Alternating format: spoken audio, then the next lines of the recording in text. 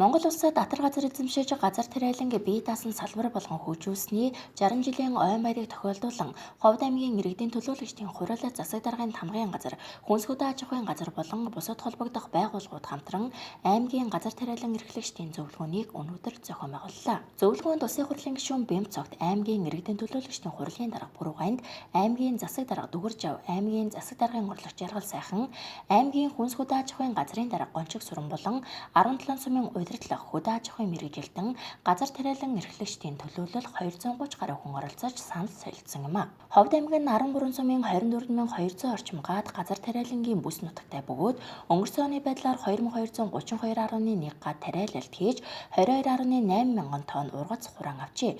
Мөн өнгөрсөн онд 397 гоо талбайд тижээлийн урмал тариалсан байна. Иймээс цаашид нэг болон олон нас тижээлийн урмал тариалах замаар малын нэгдмэл тижээлийн нөөцийг орон нутагт бүрдүүлэх зорилгоор тижээлийн ургамлын талбайг 100 гагаар нэмэгдүүлэн царгас болон эрдэнэ шиш түлхүү тариалж нэг болон олон нас тижээлийн урмал тариалах шинэ технологи арга ажиллагааг орон нутагт нэвтрүүлэх юм байна. Мөн Ховд аймгийн газар тариалангийн чиглэлд томоохон 5 зэрэгтийг дэвшүүлэн ажиллагаар төлөвлөжээ.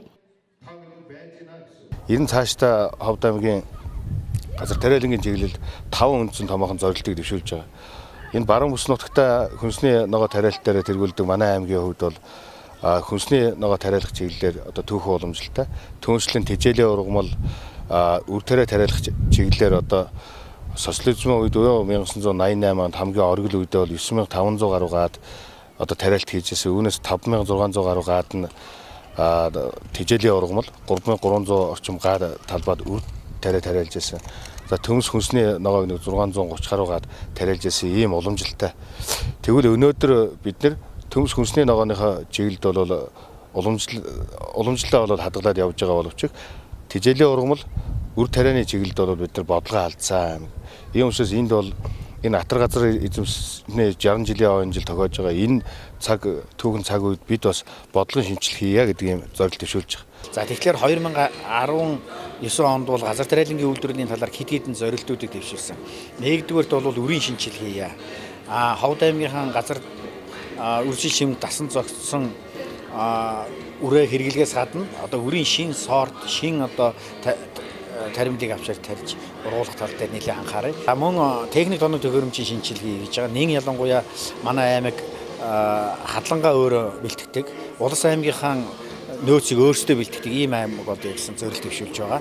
За энэтэй холбогдуулаад аймгийн засаг дарга бол хөдөө аж ахуйн яамд асуудал тавиад 6 техник хэрэгсэл хадлагын иж бүрдэл хадуур тармар хамбоо гişийн хамт авахар болсон. Энийг бол 3 сумд одоо механизм салаа байдлаар зохион байгуулахаар ийм зорилт төвшүүлж байна.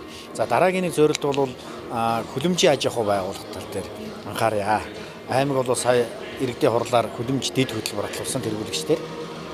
За цаашдаа хөлөмжийн аж ахуй байгуулах нэн ялангуяа өвөл зуны хөлөмжийн аж ахуй байгуулах тал дээр хөрөнгө оруулалтыг татах ийм арга хэмжээ авч явж байгаа. За зуны нийлэг ажлын хөлөмжийг бол энэ хавар манай аймгийн хувьд ихэд 40 орчим иргэн аж ахуй нэгж байгууллагууд хөөрэ авлаа зээлийн гэрээгээр.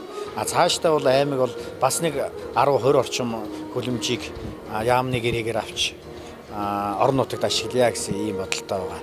За мөн бас нэг цаашдаа тавьж байгаа асуудал бол малын тижээлийн ургамал тариалтыг энэ жил нэмэгдүүлье. Хуучин усалтын системүүдийг сэргээн засварлах.